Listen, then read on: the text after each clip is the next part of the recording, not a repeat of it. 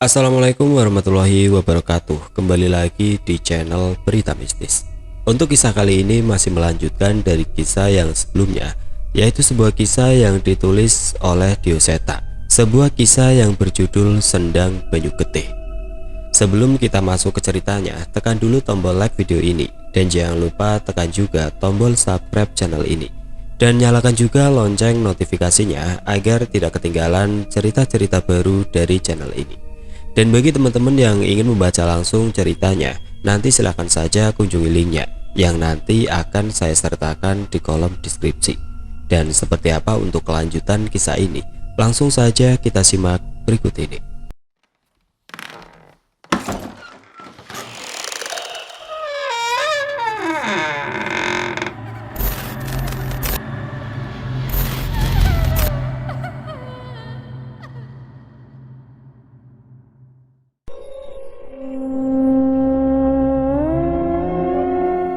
Dengan segera aku menghampiri Mbak Sagimin dan warga desa. Di hadapanku Mbak Sagimin mengayunkan kampaknya dan memecahkan kepala jasad seorang anak. Awalnya aku ingin menghentikannya untuk menyerangnya lagi, tapi jasad anak itu malah menyeringai dan kembali tertawa. "Bah, apa tidak ada cara lain?" tanyaku. "Tidak ada, kita harus memisahkan bagian tubuhnya agar tidak kembali berdiri," jelas Mbak Sagimin dengan tatapan yang dingin. Aku mencoba mencari petunjuk mengenai kejadian ini sebelum memutuskan membantu warga desa. Mendadak aku teringat cerita Badrun tentang keberadaan desa lain di sekitar desa Banyujiwo. Aku perlu tahu apa makhluk-makhluk ini hanya menyerang desa ini atau juga desa lain. Saat itu aku menarik Badrun untuk mengikutiku. "Benar, ada desa lain selain desa Banyujiwo?" tanyaku. Iya mas, kenapa mas?" "Kita ke sana sekarang," perintahku dengan paksa. "Terus warga desa gimana?" "Kita cuma sebentar, ada yang harus kupastikan." Badrun yang tidak mendapat pilihan akhirnya memutuskan untuk mengantarkanku ke desa terdekat. "Memangnya ada apa Thomas? Desa lagi darurat kan?" tanya Badrun. "Kapan Mas Badrun terakhir kali mengantar ke desa-desa itu?" tanyaku. Badrun sepertinya memilih untuk mengikuti kemauanku dulu. "Untuk desa di hutan utara, saya masih sering mengantar. Ada 3 desa di sana, tapi yang di selatan, bersisian hutan dari Banyujiwo. Saya lupa terakhir saya ke sana," ucapnya. "Kita ke desa selatan," perintahku. Badrun pun melajukan motornya dengan cepat dan membutuhkan waktu tidak sampai setengah jam untuk membawaku ke sebuah gapura, desa Sambigiri. Tepat saat sampai di desa ini, perasaanku menjadi tidak karuan. Aku berharap tebakanku salah, tapi padamnya lampu di semua rumah di desa ini membuat harapanku semakin pudar. "Kok gelap ya?" ucap Badrun. "Hati-hati, usahakan jangan berisik mas," ucapku. Kami berjalan perlahan memasuki desa tersebut. Desa yang sangat tidak terawat. Sekitar rumah ditumbuhi rumput liar dan beberapa rumah sudah mulai ambruk. "Desa ini sudah mati," ucapku. Badrun menatapku tidak percaya. "Tidak mungkin mas, harusnya penduduk desa ini lebih banyak dari Banyujiwo," balas Badrun. "Kamu lihat sendiri," balasku. Badrun mengecek jendela-jendela rumah dan tidak menemukan siapapun ada di desa ini. Ia cukup kaget. Namun pencarianku tidak hanya berhenti sampai di situ. Ada pergerakan di belakang desa yang lebih padat dengan rumah-rumah yang sudah bobrok. Kami mengintip dari salah satu gang. Dan apa yang terlihat di sana sudah benar-benar tidak bisa kumaafkan. Seluruh jasad warga desa tertumpuk di sebuah lapangan dengan jasad busuk anak-anak, persis seperti yang menyerang desa Banyujiwo, mengerubutinya dan memakan daging busuk dari jasad-jasad itu. "Mas, itu semua warga desa?" tanya Badrun. Aku tidak mampu menjawab, tapi seketika kaki Badrun menjadi lemes dan hampir terjatuh. Dengan seluruh emosi yang membakar pikiranku, aku pun membacakan sebuah doa untuk melindungiku dari makhluk-makhluk itu. "Tunggu di motor," perintahku. "Mas mau ngapain?" "Nggak usah banyak tanya." Badrun pun tidak bertanya lagi dan berlari dengan tertatih menuju ke arah tempat ia memarkirkan motornya. Aku menutup hidungku dengan sarung dan menerjang sosok jasad hidup itu. Pukulan demi pukulan kulancarkan untuk menarik perhatian mereka. Saat mereka merasakan bahaya, aku pun menorehkan kukuku pada lenganku dan meneteskan darah yang seharusnya mampu menarik perhatian mereka. Seketika wajah makhluk itu terlihat semakin buas dan haus darah. Mereka berlari kesetanan ke arah darahku berada. Aku pun berlari dan menyusul Badrun secepat mungkin. "Berangkat, kita kembali ke desa," perintahku. Badrun menyalakan motornya dengan berhati-hati. Namun ketika ia melihat puluhan sosok yang mengejarku di belakang, ia secepat mungkin mengambil posisi dan membawaku pergi. "Mas Cahyo ngapain?" tanya Badrun selama di motor. "Jangan terlalu cepat," perintahku. "Tapi nanti bisa terkejar," balasnya. Aku terus meneteskan darahku di jalan untuk memastikan makhluk itu mengikutiku. Sementara itu Badrun hanya menggeleng tanpa bisa menebak rencana gilaku. Tepat saat sampai gerbang desa Banyujiwo, aku pun memerintahkan Fajri dan Badrun untuk menyiapkan kuburan yang pernah mereka gunakan untuk memakamkan jasad ini. "Kalian dari mana?" tanya Mbah Sagimin. Badrun berusaha mengatur nafasnya dan menceritakan apa yang ia lihat pada Mbah Sagimin. Sementara aku memastikan sosok yang masih jauh mengikuti kami dari belakang. "Desa Sambikiri sudah mati. Semua jasad warga menjadi santapan setan-setan itu," ujarnya. "Sejak kapan?" Badrun menggeleng. "Nggak tahu, tapi dari kondisi bangunan yang sudah rusak, mungkin sudah lebih dari setengah tahun." Mbah Sagimin terlihat kaget mendengar ucapan Badrun. "Terus kita harus apa?" tanya Mbah Sagimin. Aku berbalik dan meminta Mbah Sagimin menjelaskan ke beberapa warga. "Jangan buang jasad itu di sendang lagi. Kita kuburkan di pemakaman," ucapku. "Tapi besok malam mereka akan kembali lagi," ucap Mbah Sagimin. "Pokoknya jangan dibuang ke sendang, Pak. Lakukan dulu," perintahku. Mbah Sagimin berpikir sejenak. Ia terlihat masih ragu, tapi aku tidak mau menunggu lama. Kali ini aku memanggil Wanasura merasuk ke kedua lenganku.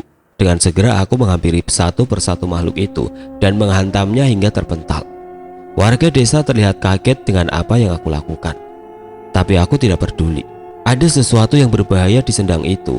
Bila jasad ini kembali ke sana, itu tidak akan menyelesaikan masalah.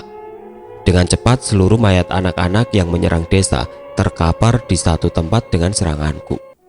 "Ikat dan bawa ke pemakaman," perintahku pada Badrun. Kali ini Mbah Sagimin ikut membantu Badrun. Sepertinya tindakanku barusan membuatnya sedikit percaya terhadapku. "Benar, mau dimakamkan lagi, Mbah?" tanya salah seorang warga. "Untuk kali ini kita percayakan dulu pada bocah itu," ucap Mbah Sagimin. Saat mereka sudah mulai lega dengan mayat-mayat yang mulai habis, tiba-tiba muncul dari satu sisi hutan makhluk serupa yang mengikutiku dari desa Sambikiri. "Akhirnya datang," jawabku. Itu apa lagi?" tanya Mbah Sagimin. "Mereka yang menghabisi warga desa Sambikiri," jelasku. "Terus kenapa dibawa ke sini, Mas?" Tiko pun mendekat dan kaget dengan itu semua. Beberapa warga desa juga tidak terima dengan apa yang aku lakukan. "Jangan sampai ada jasad yang tertinggal. Semua harus dimakamkan di satu tempat," perintahku tanpa mengindahkan keresahan mereka.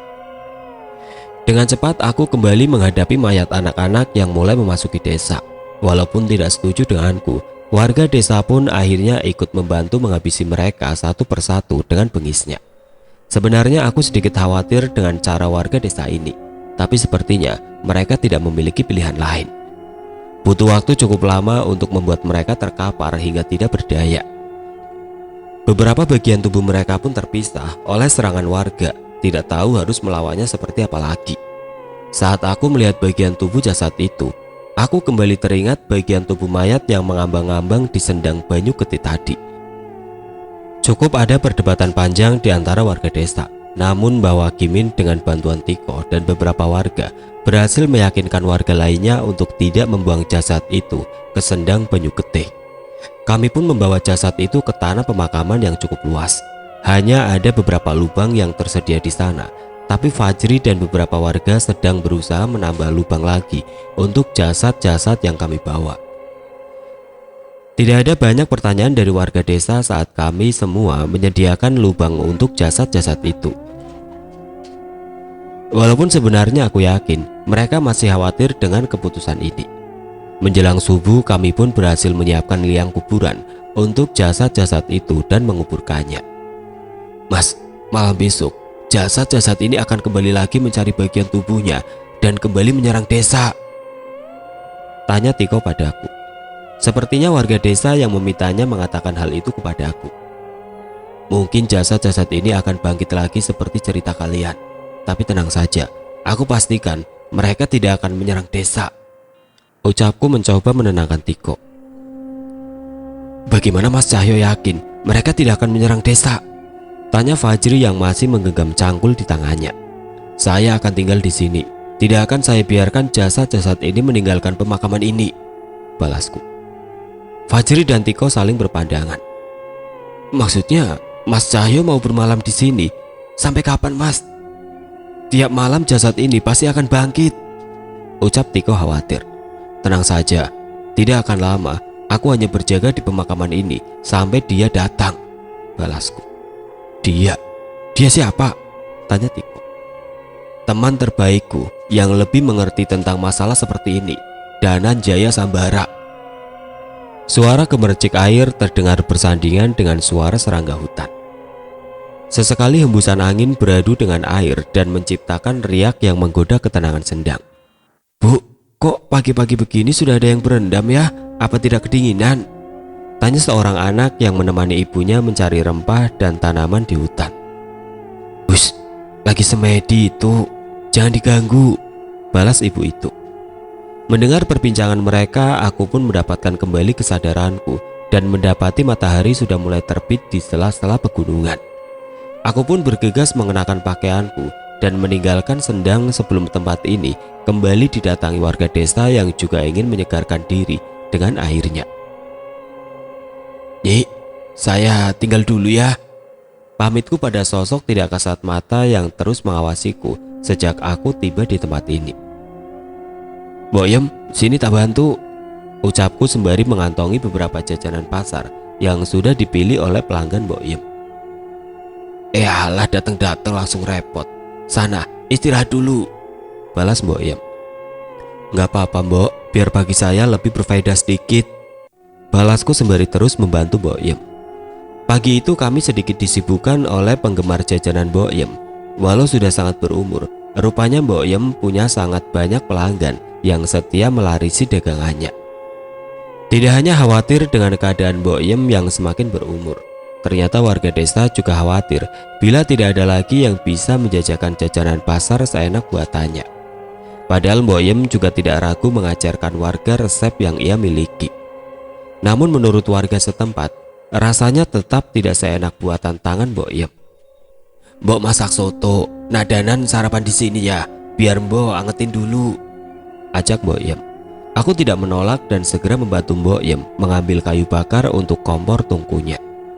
Rumah ini memang tidak berubah dari terakhir kali aku menghampiri ke sini. Warga sudah banyak yang menawarkan untuk merenovasi, tapi Boyem selalu menolak. Alasannya, ia sudah nyaman selama rumah tidak bocor. Sudah hampir seminggu aku berada di desa ini. Ternyata setelah desa ini terlepas dari perseteruan kedua Tra Brotowongso dan Darmo Wiloyo, masih ada beberapa masalah yang menghantui desa ini. Kejadian bermula saat ada warga yang melihat sosok aneh berjalan di tengah desa saat lewat tengah malam. Wujudnya seperti manusia setinggi 2 meter yang berambut panjang dan menutupi wajahnya. Tubuhnya selalu basah dan selalu meninggalkan jejak air di jalan yang ia lewati. Awalnya keberadaan makhluk itu hanya menjadi kabar burung semata, sampai akhirnya satu persatu warga melihat sosok itu melintas di malam hari. Pernah warga melakukan ronda untuk mencari sosok yang membuat cemas warga desa itu. Tapi saat mereka menemukannya, mereka tidak berani mendekat. Sebelum sampai pada makhluk itu, mereka mencium bau amis yang pekat sehingga tidak sanggup menahannya. Kamu tidur di sendang lagi? Tanya Boyem. Iya Mbok, jawabku sembari menikmati soto buatan Boyem. Nggak masuk angin, tidur di sini juga nggak apa-apa lu. Walau rumahnya jelek, tapi lebih aman daripada tidur di sana. Apalagi sebelah sendang kan ada kuburan, ucap Mbok Yem yang juga menyeruput kuah sotonya. Tenang Mbok, kalau nanti sudah selesai saya pasti numpang istirahat di sini, balasku. Bener malam ini ya puncaknya? Tanya Mbok Yem. Aku mengangguk dan mengalihkan pembicaraan agar Mbok Yem tidak khawatir mengenai cerita yang sebelumnya aku ceritakan padanya. Siang ini aku kembali ke salah satu rumah warga yang memang memintaku untuk kembali ke desa ini, rumah Pak Wijoyo. Ialah yang bersikeras mengatakan bahwa desa ini memiliki kutukan yang terus memakan korban. Salah satunya adalah anak perempuan yang mati gantung diri di kamar. Saat ini pun kamar itu masih sama seperti saat ditinggalkan, dengan tali tambang yang masih menggantung di langit-langit kamarnya. Hanya saja jasad anak Pak Wijoyo sudah dimakamkan dengan layak. Beberapa warga mengatakan kematian anak Pak Wijoyo adalah masalah personal. Padahal menurutnya ada korban-korban lain. Tapi karena waktu dan cara kematian yang tidak terlalu mencolok, warga menganggap itu sebagai hal yang alamiah. Saya sengaja tidak ingin merubah kamar ini sampai masalah ini terungkap, Mas, ucap Pak Wijoyo. Iya Pak, mohon doanya saja. Semoga malam ini semua masalah bisa terungkap, balasku. Saya sudah mengikhlaskan kepergian anak saya, tapi biarlah kepergiannya menjadi yang terakhir di desa ini, tambahnya. Amin Pak. Apa kira-kira Pak Wijoyo punya petunjuk lain tentang kejadian ini? Tanyaku.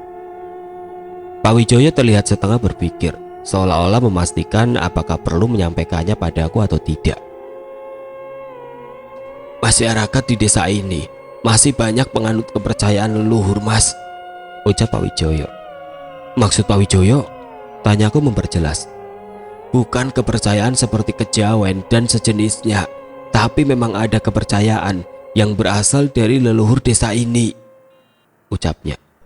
Menurut Pak Wijoyo, beberapa warga di desa itu masih melakukan ritual-ritual yang sebenarnya sudah tidak dilakukan lagi oleh masyarakat zaman sekarang. Kurban kepala kerbau, ritual di tengah hutan, hingga pemanggilan arwah leluhur, hal itu masih dilakukan oleh beberapa warga di desa ini, Mas. Aku tidak begitu kaget mendengar penjelasan Pak Wijoyo. Saat pertama kali kami kesini pun, kami melihat arak-arakan warga desa yang membawa kepala manusia. Walaupun itu adalah kepala orang jahat di desa, tapi tetap saja itu tidak bisa dibenarkan. Dengan cerita dari Pak Wijoyo itu, hal seperti arak-arakan itu menjadi tidak mengherankan. Aku mencoba menarik maksud dari Pak Wijoyo. Mungkin menurutnya, kematian beberapa warga desa yang tidak wajar itu ada hubungannya dengan warga yang menganut kepercayaan ini. Aku pun tidak berlama-lama di rumah Pak Wijoyo. Dengan berbekal sedikit informasi darinya, aku mencoba mencari tahu apa yang sebenarnya terjadi di desa ini. Cukup membingungkan. Aku tidak menemukan sama sekali hubungan antara sosok yang melintasi desa di tengah malam dan kematian warga desa yang tidak wajar. Sempat aku berpikir, mungkin saja memang kematian mereka memang tidak berhubungan dengan sosok itu. Tapi masalah terbesar ada di malam ini. Entah berhubungan atau tidak, tapi apa yang akan terjadi malam ini juga bisa mempengaruhi desa ini dan desa sekitarnya. Tepat saat matahari mulai terbenam, aku pun kembali ke Sendang, bukan tanpa alasan. Saat pertama aku menghampiri tempat di mana aku bertemu dengan Nyi Sendang Rangu ini, aku menemukan sesaji dan sejenisnya di Sendang itu. Dengan alasan itu, akhirnya aku memutuskan untuk bermalam di Sendang untuk mencegahnya. Danan, jangan lengah sedikit pun. Terdengar suara dari sekitar Sendang tepat saat aku sampai. Aku pun mengambil posisi duduk di atas batu sambil menunggu apa yang akan terjadi malam ini. Benar saja, saat malam semakin larut, dari arah salah satu sisi hutan terdengar suara langkah kaki sekumpulan orang yang mendekat ke arah Sendang. Aku pun meningkatkan kewaspadaanku dan menyambut kedatangan mereka. Rupanya, kamu masih di sini, ucap seorang bapak yang memimpin gerombolan itu. Sudah aku katakan, tidak akan kubiarkan kalian melakukan ritual terkutuk di Sendang ini. Tidak ada yang pantas disembah selain Sang Pencipta, balasku. Orang-orang itu tidak gentar dengan ucapanku. Sebaliknya, mereka malah tersenyum meremehkan ucapanku. Dia bisa memberikan apa yang kami butuhkan. Tidak seperti penunggu sendang sebelumnya yang tidak berguna, ucapnya lagi. Aku juga baru tahu, ternyata selama kepergian Nyi Sendang Rangu, ada sosok yang menempati sendang ini dan mengaku sebagai penunggu sendang. Ia menyesatkan warga desa dengan mengabulkan permintaan warga. Kalian, singkirkan orang itu, perintah bapak itu pada orang-orang yang mengikutinya. Saat itu juga lebih dari 5 orang warga pengikutnya mengepungku. Aku pun tidak tinggal diam dan berusaha mengalahkan mereka. Tapi ilmu bela diriku tidak mampu untuk mengalahkan mereka. Jangan sok jagoan, tidak mungkin kau mengalahkan kami seorang diri, ucap mereka. Aku sadar kalau ilmu bela diriku tidak mampu mengalahkan mereka. Terlebih, aku tidak mau menggunakan ilmu batinku untuk menghadapi sesama manusia. Beberapa pukulan berhasil menghantam tubuhku. Aku mencoba membalas, namun mereka beramai-ramai menahan tubuhku dan mengikatku. Hentikan, jangan sampai kau menyesal atas perbuatanmu, teriakku yang masih berusaha menghalangi bapak itu melakukan ritualnya. Tapi sepertinya ia tidak peduli. Ia dan beberapa orang pengikutnya mempersiapkan beberapa benda untuk melakukan ritual. Satu nampan berisi kembang sesajen, kemenyan yang dibakar, dupa, hingga beberapa jenis rempah hutan. Tapi yang paling mencurigakan adalah beberapa benda yang masih ia tutupi dengan kain. Saat selesai dengan persiapannya, ia pun membuka bungkusan kain itu. Darah masih menetes dari benda yang ia keluarkan, namun aku sedikit lega karena itu adalah kepala kambing berwarna hitam, bukan kepala manusia seperti yang pernah mereka lakukan saat arak-arakan dulu. Ada mantra dengan bahasa yang tidak aku mengerti dibacakan di depan sesaji itu. Ia tidak sendirian. Ada beberapa warga yang menyusul duduk di sampingnya dan membacakan mantra yang sama. Kalian tahu kan, yang kalian lakukan itu dikutuk oleh Sang Pencipta, peringatku. Kau masih bodoh, kelak kau akan seperti kami bila sudah mengalami neraka dunia ini. Doa itu hanyalah bualan. Kita sendiri yang harus merubah takdir busuk yang diberikan Tuhanmu itu, ucap salah seorang yang memegangiku. Aku terheran-heran mendengar balasan mereka.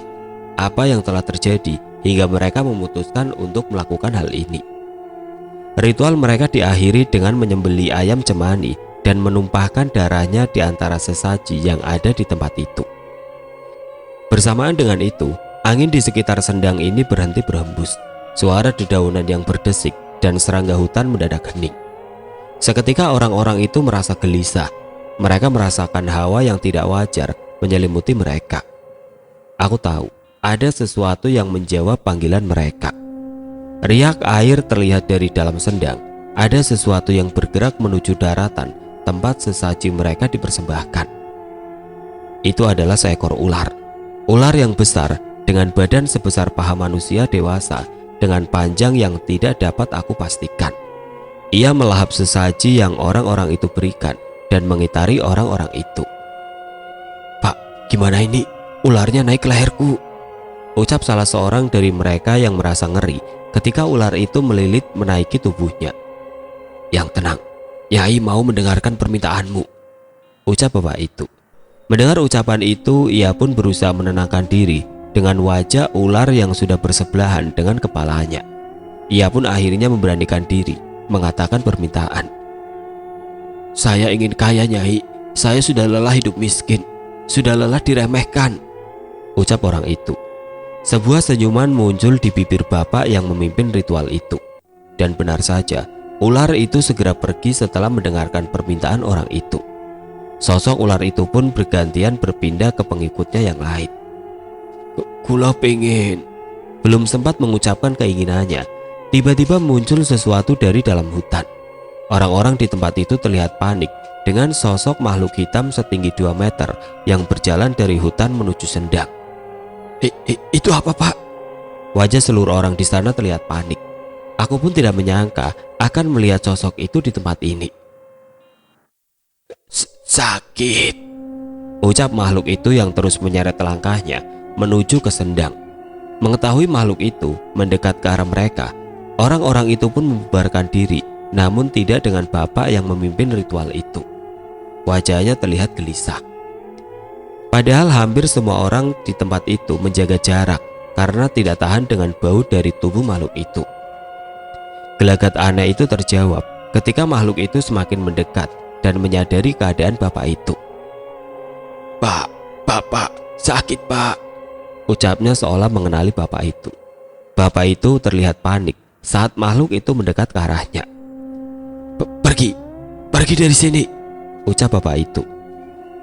Tapi sakit pak, kapan Rojak sembuh pak?" balas makhluk itu. "Tunggu, aku mencoba mencerna semua ini. Jangan-jangan makhluk itu..." "Jangan kau katakan kalau makhluk itu anakmu," teriakku yang mulai merasa geram. Bapak itu terlihat kebingungan. Sepertinya ia tidak ingin pengikutnya mengetahui kenyataan itu. "Apa itu benar pak?" tanya mereka. Hembusan angin bertiup dari sisi lain hutan di belakangku. Ada suatu bayangan muncul dari sana. Seketika orang-orang yang menahanku pun ketakutan dan bergabung dengan kelompoknya di dekat sendang. Aku menoleh ke belakang dan sosok bayangan dengan selendangnya berdiri terdiam mengawasiku dari sana. Tanpa orang-orang yang menahanku, aku bisa dengan mudah melepaskan ikatan tali yang mengikatku. "Nyi, apa anak bernama Rojak itu korban pesugihan ayahnya?" tanyaku. Sosok itu mengangguk. Kini mulai terlihat benang merah antara permasalahan di desa ini. "Sakit, panas." Sosok menyeramkan itu pun memilih untuk tidak menghiraukan ayahnya dan berjalan merendam dirinya di sendang. Tiba-tiba Rojak tidak lagi merintih kesakitan. Air sendang itu seperti menahan rasa sakitnya. Namun, aku menduga itu hanya sementara. Di tengah rasa gelisah orang-orang itu, tiba-tiba ular besar itu menatap ke arahku. Perlahan wujudnya berubah menjadi perempuan dengan baju kebaya lusuh berwarna pucat. Ia menatap dengan kesal seolah mengancamku. Tapi ternyata aku salah. Ia ternyata menatap sosok di belakangku. "Nyi Sendang Rangu, ada batasan yang tidak boleh kau langgar," ucapnya. Aku tidak mengerti dengan apa yang dimaksud oleh makhluk itu. Namun Nyi Sendang Rangu tetap diam seolah memahami ucapannya. "Kedatangan Rojak pasti ulah Nyi Sendang Rangu kan?" tanyaku pada Nyi Sendang Rangu yang kini muncul di sebelahku. "Hanya itu yang bisa aku perbuat. Ada batasan yang tidak bisa aku lewati. Lagi pula, mereka melakukan ritual itu atas kehendaknya sendiri," jelas Nyi Sendang Rangu. Aku sedikit tersenyum melihat Nyi Sendang Rangu. "Kenapa senyum-senyum?" tanya Nyi Sendang Rangu curiga. "Enggak Nyi, sepertinya Nyi juga sedikit berubah. Kalau dulu seorang Nyi Sendang Rangu hanya layaknya cermin yang memantulkan karma seseorang. Tapi kali ini Nyi Sendang Rangu sampai ingin berperan untuk menyadarkan mereka," ucapku. Nyi Sendang Rangu kembali memalingkan pandangannya ke orang-orang itu yang masih gelisah dengan keputusannya. "Sepertinya keseringan main dengan kalian bukan hal yang buruk," jawabnya. Aku mulai mengerti, sebagai sesama makhluk penunggu, Nyi Sendang Rangu tidak boleh menghalangi atau merebut manusia yang ingin menjadi pengikut makhluk sejenisnya. Terlebih bila itu semua karena keinginan manusia itu sendiri. "Pak, apa anak dan orang terdekat kita akan menjadi seperti Rojak bila melakukan hal ini?" tanya salah satu dari mereka. "Iya pak, saya nggak mau anak saya jadi seperti Rojak." Bapak yang memimpin ritual itu geram. "Tidak bisa, kalian sudah memutuskan menjalani ritual ini. Semua harus diselesaikan," ucap ayah Rojak itu. "Bayangkan apa yang akan kalian dapat setelah ini. Harta dan kehormatan seperti yang saya miliki." Sosok jelmaan ular itu mendekat ke arah ayah Rojak yang masih memaksa mereka untuk menjadi bagian darinya. "Ambillah, kalian tidak akan hidup sengsara lagi," ucap makhluk itu sembari menjatuhkan setumpuk emas dan berlian yang terlihat berharga. Orang-orang itu terhenti. Mereka menjadi ragu dengan keputusan mereka setelah melihat semua tawaran yang menggiurkan itu. "Kita bisa pindah ke kota dengan semua harta itu. Iya, dan apapun yang terjadi nanti, kita bisa mengurusnya dengan semua kekayaan itu." Kali ini aku tidak ingin tinggal diam. Aku pun meninggalkan tempatku dan berjalan ke arah sendang. Karena menghargai Nyi Sendang Rangu, aku pun tidak mengganggu mereka dan memilih untuk menghampiri Rojak yang masih berusaha menahan rasa sakitnya dengan air sendang itu. Tidak ada gunanya kalian menolak tawaran itu. Bila alasannya karena takut hal buruk terjadi kepada orang terdekat kalian, ucapku. Kalau itu alasannya, suatu saat kalian pasti akan tergiur bila ditawarkan pesugihan lain lagi. Entah ucapanku akan membuat mereka mengerti atau tidak. Yang pasti bila mereka tidak meninggalkan ritual ini karena takut akan Tuhan, semua akan percuma. Suasana menjadi hening sesaat sembari aku membacakan beberapa ayat-ayat suci untuk Rojak. Setidaknya aku mencoba melantunkan doa kepada Tuhan agar ia bersedia memberikan keadilan untuk anak yang menjadi korban keserakahan ayahnya ini. Benar, semua perbuatan pasti ada bayarannya. Saya pergi, ucap salah satu dari orang-orang itu. Aku pun tersenyum melihatnya. Namun saat salah satu dari mereka mencoba pergi lagi, ayah Rojak menarik tangannya dan menahannya. Tidak bisa, kalian sudah memulai. Kalian harus ikut merasakan apa yang kurasakan, teriaknya. Mendengar kalimat itu, para pengikut ayah Rojak jadi mengetahui maksud yang sebenarnya. Mereka segera berusaha pergi meninggalkan tempat itu. Namun ayah Rojak menahan mereka dan sekumpulan ular sudah menanti di pohon-pohon di sekitar mereka. Nyai Sendang Lowo, ingat batasanmu. Mereka harus mengikutimu atas kehendak sendiri, ucapnya Sendang Rangu yang kembali memperingatkan sosok itu. Mendengar perkataan itu, makhluk bernama Nyi Sendang Lowo pun mundur dan menarik anak buahnya. Namun tidak dengan ayah Rojak. Ia seperti tidak rela menerima karmanya seorang diri. Lepaskan mereka, Pak. Mereka masih bisa bertobat, ucapku. Berisik. Mereka juga harus merasakan semua yang aku rasakan. Mereka harus merasakan orang terdekatnya menjadi menjijikan seperti Rojak. Mereka harus merasakan penderitaan merawat makhluk menjijikan seperti itu. Mereka juga harus menemaniku merasakan siksaan di akhir zaman nanti, ucapnya dengan meluapkan segala emosinya. Enggak, kami gak sudi. Kau telah menipu kami, ucap mereka. Aku tidak ingin ikut campur dalam perseteruan mereka. Namun aku terus mencoba meruat tubuh Rojak dan berusaha memulihkan dirinya dari kutukan yang ia terima dari perbuatannya. Sayangnya, kutukan itu tidak bisa dihilangkan begitu saja. Kutukan itu akan terus ada selama perjanjian yang mereka sepakati. Tapi setidaknya kali ini bukan Rojaklah yang harus menanggungnya. Sakit. Tiba-tiba ayah Rojak merasakan rasa panas di tubuhnya. Kulitnya melepuh dan gatal. Apa ini? Kenapa bisa seperti ini? Ayah Rojak terlihat panik sementara para pengikutnya hanya bisa memandanginya. Itu yang selama ini dirasakan oleh anakmu Rojak. Bukan dia yang harus menerima bayaran atas perjanjianmu dengan makhluk itu, ucapku sambil menuntun tubuh Rojak keluar dari sendang. Aku pun mengambilkan baju gantiku dari tas dan mengenakannya kepada Rojak yang tubuhnya mulai pulih. Rasa sakitnya telah menghilang dan bekas lukanya mulai mengering. Semoga saja bentuk tubuhnya juga bisa kembali seperti semula setelah ini. Nyai, bagaimana ini Nyai? Mengapa bisa seperti ini? Ayah Rojak mempertanyakan kejadian ini kepada Nyai Sendang Lowo. Tapi Nyai Sendang Lowo malah mundur meninggalkannya. Bocah itu yang memindahkan kutukan itu ke tubuhmu, balasnya. Lepaskan Nyi, lepaskan kutukan ini. Nyi Sendang Lowo tersenyum kecut. Tidak bisa, kamu sudah menerima semua yang kau pinta. Harus ada yang menanggung bayarannya. Ketika sudah tidak ada darah dagingmu yang menerima, berarti giliranmu, jelas Nyi Sendang Lowo. Mendengar ucapan itu, ayah Rojak semakin panik dan menggaruk semua bagian tubuhnya hingga bernanah. Rojak terlihat khawatir, namun aku menahannya untuk mendekat.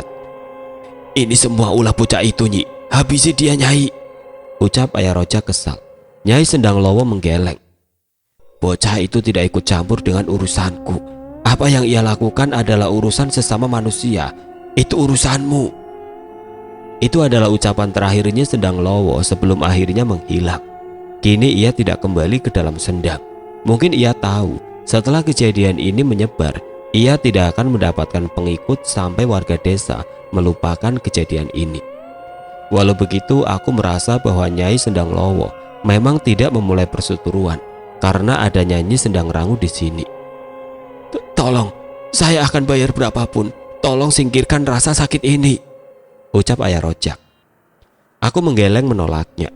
Tidak bisa, harus ada yang menanggung bayaran atas perjanjianmu, balasku.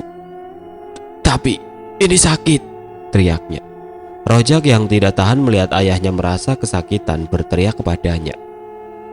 Masuk ke dalam sendang, Pak. Benar juga, Rojak sebelumnya juga meredakan rasa sakitnya dengan menceburkan dirinya ke dalam sendang. Ternyata dialah yang dilihat oleh warga desa melintas di tengah malam.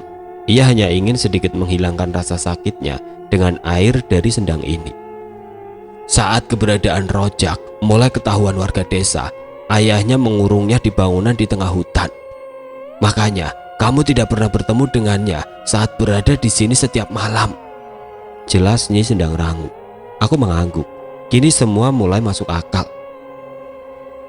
Setelah kejadian ini masih ada sesuatu yang harus aku selesaikan di desa ini, yaitu mengenai kematian tidak wajar anak Pak Wijoyo dan beberapa warga desa. Aku masih belum menemukan petunjuk atas hal itu. Sebelum kembali, aku memerintahkan anak buah ayah Rojak untuk membawanya pergi dan merawatnya. Sementara aku harus memastikan Rojak berada di tangan yang aman. Pemandangan menarik terjadi setelah itu. Sendang di hadapan kami yang semula penuh dengan air mendadak surut dengan cepat, seolah meresap ke dalam tanah. Tapi tidak lama kemudian muncul air yang deras dari beberapa bagian tanah dan mengisinya kembali secara perlahan. Aku melihat Nyi Sendang Rangu berjalan ke tengah sendang itu dan menghilang di tengah gelapnya malam. Lale, kok rambutmu bisa sepanjang ini?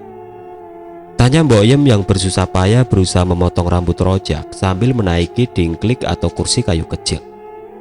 Ngapunten Mbok, saya sendiri lupa kapan terakhir potong rambut, balas Rojak yang mulai bisa berkomunikasi dengan baik. Tapi Mbok Yem hebat, ngerti cara potong rambut juga, ucapku. Ya kalau motong seadanya aja bisa. Lagian Rojak ini aslinya memang udah ganteng loh, puji Mbok Yem. Rojak menoleh sebentar ke arah Mbok Yem. Aku mengerti, mungkin sudah sekian lama sejak ada seseorang yang memanggilnya ganteng. Baru saja hendak menikmati secangkir kopi, tiba-tiba aku terhenti dengan suara telepon yang berdering. Pienjul, tumben nelpon, tanyaku pada Cahyo yang tiba-tiba menelpon. Gimana masalah kamu di sana, Nan?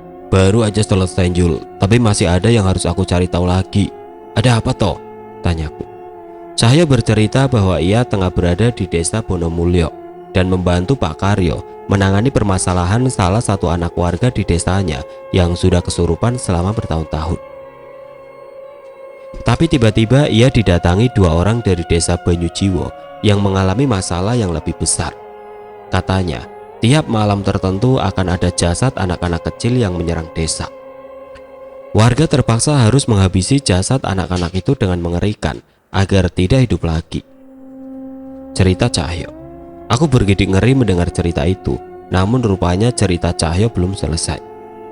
Bila jasad anak-anak itu dikuburkan, besoknya mereka hidup lagi, menyatukan tubuhnya dan kembali menyerang warga. Untuk saat ini yang bisa warga lakukan adalah membuang jasad itu di sebuah sendang. Walau begitu, pada malam tertentu jasad itu tetap masih akan bangkit dan menyerang desa. Sendang. Seharusnya sendang adalah mata air murni yang menjadi sumber untuk air yang bisa menghidupi warga sekitar. Tapi bila digunakan untuk membuang jasad, sendang itu sudah mati, Nan. Airnya berwarna hitam pekat. Warga menyebutnya dengan nama Sendang Banyu Getih. Kamu sudah ke tempat itu? Belum. Besok aku ke sana dan perasaanku benar-benar tidak enak. Apalagi di sana tidak ada sinyal. Makanya begitu selesai urusanmu, segera nyusul ke sini ya. Aku mengiyakan ucapan Cahyo. Sepertinya urusan di sana jauh lebih berbahaya. Aku merenung sesaat. Mungkin malam ini aku akan berbicara dengannya Sendang Rangu mengenai cerita Cahyo. Sebagai penguasa sendang, seharusnya ia mengetahui sesuatu yang mungkin bisa jadi petunjuk. Temanmu? Tanya Mbok Yem. Iya si Cahyo yang dulu datang ke sini sama saya, Mbok, ucapku. Oh alah, yang kemana-mana bawa sarung itu ya? Aku mengangguk, namun tetap saja aku tidak bisa menyembunyikan rasa cemasku. Kalau dia sudah menelpon seperti itu, pasti dia benar-benar butuh bantuanmu. Samperin saja, ucap Mbok Iem. Iya Mbok, tenang saja, saya mau menemenin Mbok dulu, balasku sembari menyelesaikan ritual ngopiku. Alah, gak usah begitu, tenang aja. Lagian Mbok kan gak sendirian. Rojak, mau nemenin Mbok nggak di sini? Tanya Mbok Iem spontan. Wajah Rojak terlihat kaget. Sepertinya dari tadi ia masih berpikir akan dikembalikan ke rumah ayahnya. Memang boleh Mbok? Tanya Rojak ragu. Ya jelas boleh. Nanti biar Mas Danan yang jelasin tentang masalahmu ke kepala desa, biar dibantu ngurus sekolahmu juga, ucap Mbok Iem. Aku sedikit tersenyum mendengar perbincangan mereka. Mungkin beberapa warga masih ada yang memandang mereka sebelah mata. Namun aku yakin hati mereka cukup besar untuk menanggapi itu semua dengan baik. Yang jadi masalah berikutnya adalah merenovasi pintu rumah Mbok Iem. Setidaknya pintu rumahnya bisa dilewati Rojak dengan mudah. Malam ini aku berniat mencari petunjuk mengenai cerita Cahyo tadi. Aku pun kembali ke sendang dan melihat ayah Rojak baru saja membasuh dirinya di sendang itu untuk mengurangi rasa sakitnya. Beruntung air sendang ini mengalir dengan baik, sehingga semua kotoran yang masuk ke sendang ini akan segera dihanyutkan dan berganti dengan air yang baru. Aku mengambil posisi bermeditasi, sembari menikmati suara tetesan air dan angin yang berhembus. Semua itu harus diselesaikan oleh mereka sendiri, Danan. Terdengar suara Nyi Sendang Rangu seolah mengerti maksud kedatanganku malam ini. Tapi Nyi, sama seperti kejadian tadi, kutukan itu tidak bisa dihilangkan. Harus ada yang bertanggung jawab atas perjanjian itu, balas Nyi Sendang Rangu sebelum aku sempat bertanya. Aku mencoba membaca maksud dari Nyi Sendang Rangu, namun sepertinya ada maksud yang lebih dalam dari itu. Ia pun menampakkan wujudnya dan mendekat ke arahku. Berarti jasad anak-anak yang menyerang desa itu memang berasal dari Sendang Banyu Getih, tanyaku pada Nyi Sendang Rangu. Aku tidak tahu, tapi bila jasad itu bisa tenang dengan air dari sendang itu, mungkin saja memang ada hubungannya, jawabnya. Apa Nyi Sendang Rangu benar-benar tidak tahu cara untuk menghentikan kutukan di desa itu, tanyaku. Nyi Sendang Rangu menggeleng. Sepertinya aku memang harus mencari petunjuk yang lebih dalam dengan cara datang ke tempat itu sendiri. Kenapa tidak kau ceritakan saja, Nyi? Bukankah kau juga pernah mendiami sendang itu sebelum sendang ini ada? Tiba-tiba terdengar suara seorang perempuan yang berbicara dengan suara aneh. Sebagian tubuhnya masih berwujud ular, namun sebagian sudah menyerupai manusia. Nyai Sendang Lowo, kau masih di sini? Aku mundur dan lebih waspada, tapi sepertinya ia tidak ada niat jahat terhadap kami. Kau tidak usah banyak bicara, Nyai, ucapnya Sendang Rangu. Aku sedikit tidak mengerti apa jawaban itu membenarkan bahwa Nyi Sendang Rangu pernah mendiami Sendang Banyu Getih sebelumnya. Apa itu benar, Nyi? Tanyaku. Percuma bila aku jelaskan saat ini.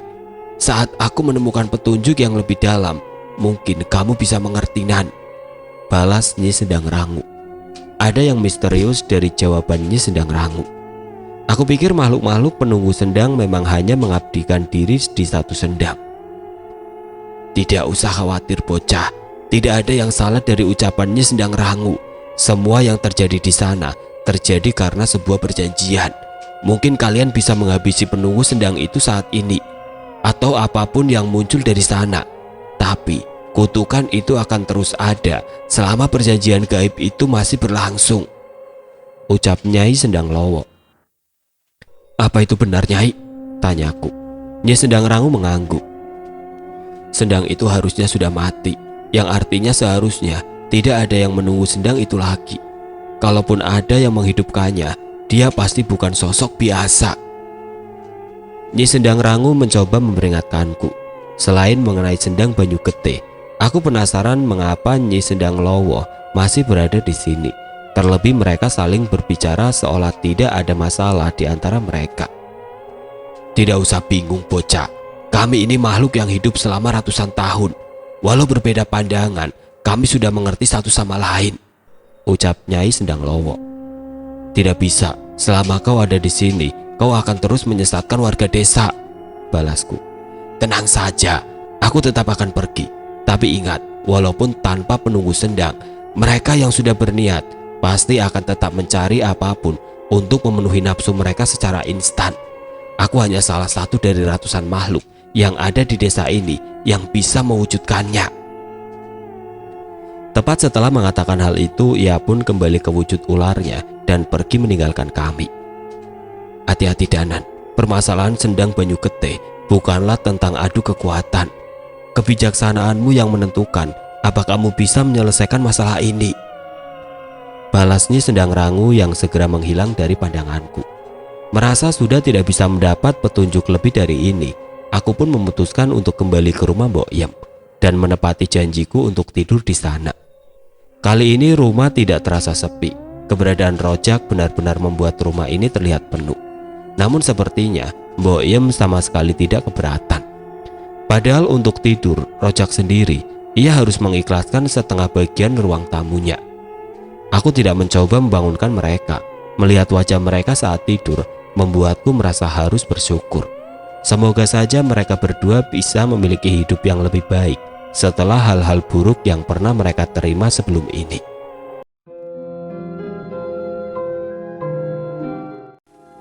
Oke teman-teman, sampai di sini dulu ceritanya. Nantikan kelanjutan kisah ini di video berikutnya. Agar tidak ketinggalan, klik tombol subscribe channel ini dan nyalakan lonceng notifikasinya. Wassalamualaikum warahmatullahi wabarakatuh.